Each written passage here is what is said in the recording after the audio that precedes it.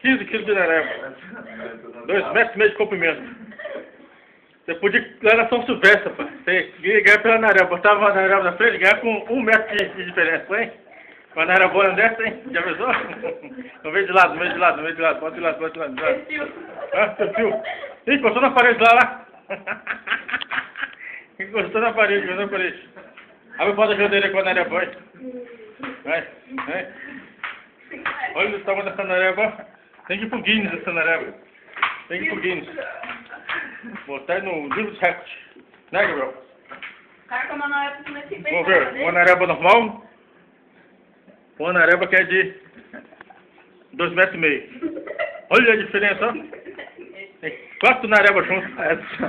Olha só do que ela faz. 4 narebas diferentes. Ah, ele consegue encostar a nareba na orelha. Quase impossível encostar a nareba na orelha. Ele consegue, ó. Bota a nareba na ponta do pé também, no dedinho do pé. Ó, faz de novo, vai. Olha, isso é impossível. Uma nareba de borracha.